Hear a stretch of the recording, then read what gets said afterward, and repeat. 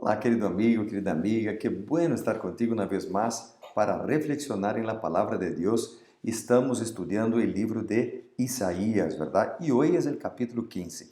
Yo estoy acá en Pedro Juan Caballero, donde estamos en una caravana linda de bautismos, de entrega de vidas y personas a Jesucristo. Y acá en este lugar, para tu familia, para tu corazón, yo quisiera compartir contigo las lecciones de este capítulo. Pero antes vamos a orar. Querido Padre, bondadoso Dios, gracias por la oportunidad de estudiar tu palabra.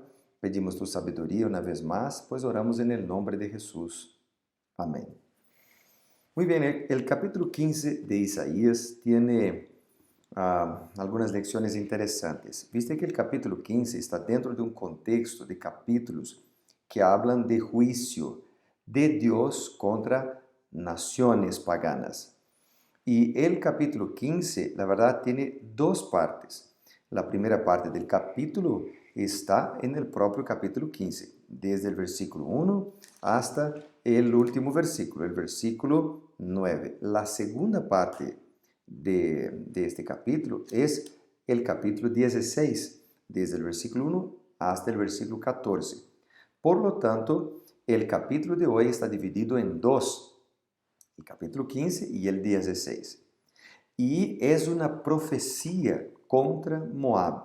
Interesante, el versículo 1 empieza con la declaración profecía contra Moab. Y si tú miras este capítulo, verás que esta expresión, la verdad, profecía contra, es una expresión que se puede leer, sacar de esta expresión varias lecciones. Por ejemplo, en el versículo 1 dice profecía contra Moab y entonces complementa, ciertamente la noche fue destruida, Ar de Moab, puesta en silencio, ciertamente de noche fue destruida Kir de Moab, reducida a silencio. La expresión Ar acá es una expresión que significa ciudad, ¿no? Y entonces la expresión profecía contra nos hace pensar en algunos detalles que yo quisiera compartir contigo ahora. Primeramente es que Dios sabe todas las cosas. Eso es muy importante. Y Él puede juzgar con justicia porque conoce los corazones de las personas, las intenciones. Él conoce quién es Moab. De hecho, Moab era un pueblo descendiente de Lot con una de sus hijas, ¿verdad? Era una nación. Dios conoce cada detalle de cada nación. Otra lección que yo puedo sacar de esa expresión, profecía contra Moab, es que Dios es justo, ¿verdad? Él conoce todo, por eso puede juzgar con justicia. La tercera lección es que aprendemos es que Dios da la oportunidad para arrepentirse. Cada vez que hay una sentencia en la Biblia contra alguien, es porque Dios da la oportunidad de arrepentimiento. Dios envía profetas para enviar mensajes de juicio, porque su deseo es salvar. La cuarta lección que podemos sacar solo de esta frase, profecía contra Moab, es que de Dios no se puede zombar, ¿no? De Dios, Dios es santo, ¿verdad? De Dios no se puede burlar, es la palabra. Vamos a cosechar en el futuro lo que nosotros plantamos hoy. Y una quinta lección que podríamos sacar es que Dios siempre nos advierte, siempre orienta, siempre anuncia lo que Él irá a hacer. Así que, ¿cuántas lecciones podemos sacar de esta frase, verdad? Profecía sobre Moab. Y interesante que en el versículo 2 tú encuentras acá una palabra que es la palabra Dibón. Subió a Bajit a Dibón. La palabra Dibón que aparece en el versículo 2 es también una ciudad. Y es importante esta ciudad porque fue en ella que se encontró la famosa piedra moabita. Entonces, ¿por qué famosa? Porque en esta piedra moabita hay muchas historias. Y en ella se puede leer, por ejemplo, que el rey Mesa se jacta, se orgulha de que Quemos le ordenó tomar a Nebo de Israel, sitió la ciudad y mató a 7,000 hombres. Mató mujeres, mató niños, ofreció a los niños a su Dios, ¿verdad? Mesha, por ejemplo, afirma que Medeba fue tomada por Onri, quien con su hijo Acab le ocupó durante muchos años. Entonces, Dibón, en Dibón se encontró esta piedra, la piedra moabita, ¿no? Querido, el hecho de que la ciudad de Dibón aparezca acá en el versículo 2, en este capítulo, nos lleva a entender que la gente era muy corrupta, que la gente era muy mala, ¿verdad? Que era un pueblo que estaba lejos de seguir los principios del amor y de la misericordia que son presentados en la Biblia. Y es por eso que nosotros tenemos acá el juicio, ¿verdad? El juicio contra el pueblo. Pero en el versículo 4, viste que el juicio sería tan fuerte, tan grande, que en el versículo 4 dice, Esbón y Eleale gritarán, hasta Jaasa se oirá su voz, por lo que ayudarán los guerreros de Moab, se lamentarán el alma de cada uno dentro de él. Mi corazón dará gritos por Moab. ¿Sabe? La expresión guerreros de Moab acá es fuerte porque el azote vendría sobre Moab. Tan terrible sería el azote, el juicio, que incluso los guerreros entrarían en pánico, gritarían de terror. Los que deberían ayudar no podrían hacerlo. Los que deberían tener valor se llenarían de terror. Y entonces el versículo 5 dice el profeta, mi corazón dará gritos por Moab. La escena que se desarrolla ante el profeta era tan terrible que su corazón se conmueve y clama por los heridos.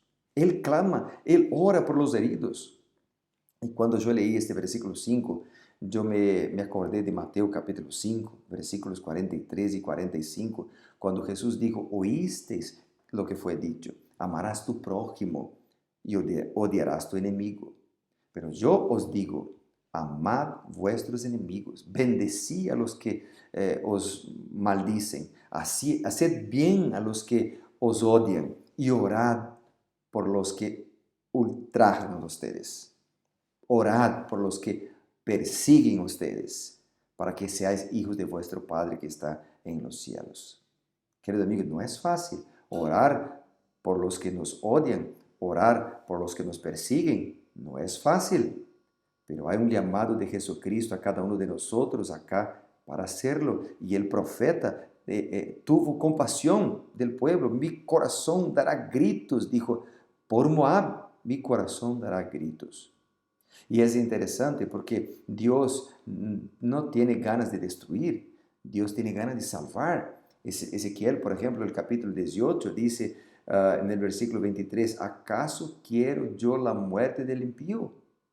No, no, dice. Jehová dijo en el Ezequiel capítulo 18, si el justo se aparta de su justicia, comete maldad y actúa conforme todas las abominaciones que el impío hizo, ¿vivirá él?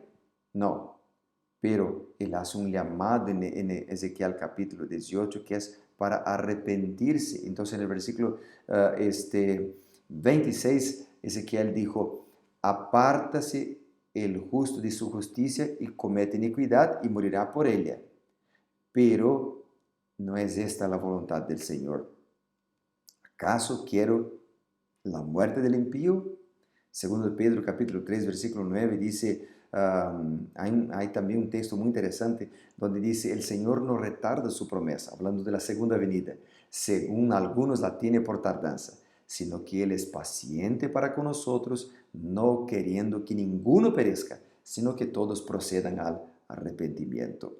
Dios desea el arrepentimiento de cada uno. Bueno, ¿cuántas lecciones encontramos en un capítulo que habla de juicio, verdad? Pero hay un versículo más que yo he subrayado acá en la Biblia, que es el versículo 8. El versículo 8 dice, porque el llanto rodeó los límites de Moab. El llanto rodeó los límites de Moab. Ah, querido amigo, Isso é muito interessante, muito lindo, porque el llanto rodea, no son los que siguen a Cristo. El llanto rodea, no son los fieles. El llanto rodea, no son aquellos que dedican su vida a Jesucristo. El llanto rodea, no aquellos que se bautizan o toman la decisión de bautizarse. El llanto rodea, queridos amigos, a los que, a todos los, quienes abandonan a Dios en busca de hacer lo que quiere. El llanto rodea a aquellos que huyen del Señor. Querido amigo, aquellos que abandonan a Dios en busca de hacer lo que quieren, harán lo que los demás quieren. Harán lo que las drogas quieren. Harán lo que los vicios quieren, las adicciones quieren. Querido amigo, Dios te está llamando en este momento para hacer su voluntad. Dios te está llamando acá para que tú puedas andar en tus caminos. Porque si no andamos en los caminos del Señor, vamos a tener llanto. Es verdad, los que siguen a Cristo también lloran, también pasan por problemas y luchas. Solo que los que siguen a Cristo tendrán esperanza, tendrán fuerza, tendrán resiliencia, tendrán compasión, sacarán fuerzas de la debilidad, porque Jesús estará con ellos para fortalecerlos, para guiarlos, para dar sabiduría. Pero los que andan lejos del Señor tendrán llanto, tendrán clamor, tendrán tristeza, no tendrán esperanza. Así que no vale la pena. El gozo y la felicidad llegan a los que siguen al Señor y la tristeza y el llanto a los que están lejos. Por eso yo quisiera orar por ti ahora, para que tú puedas entregar tu vida en las manos del Señor, para que tú puedas confiar en Él, para que tú puedas decir, Señor Dios, llena mi corazón de tu vida, de tu esperanza. Querido amigo, Dios quiere salvarte, no hacer un juicio contra ti. El juicio viene en contra de aquellos que rechazan el Señor. Así que vamos a orar aceptando a Jesús. Levanta tu mano en este momento. Yo quisiera orar contigo en este momento con la mano levantada. Querido Padre, levantamos nuestras manos en este momento, nuestra mano en dirección al cielo, porque queremos, Padre amado, agarrar tu mano. En este momento cerramos nuestra mano como un símbolo de que estamos agarrando tu mano, Señor Dios. Ayúdanos a andar en tus caminos, a amar los que no merecen ser amados. Ayúdanos, Padre amado, a rechazar el mal y aceptar el bien. Ayúdanos a andar en tus caminos. Ayúdanos, Señor Dios, a aceptar tu llamado para entregar nuestras vidas en tus manos. Segura, agarra nuestras manos y ayúdanos a andar en tus caminos, pues oramos en el nombre poderoso de Jesucristo. Amén y amén. Que Dios te bendiga muchísimo. Mañana nos vemos, ¿está bien? Para ser reavivados por su palabra. Chao, chao, queridos.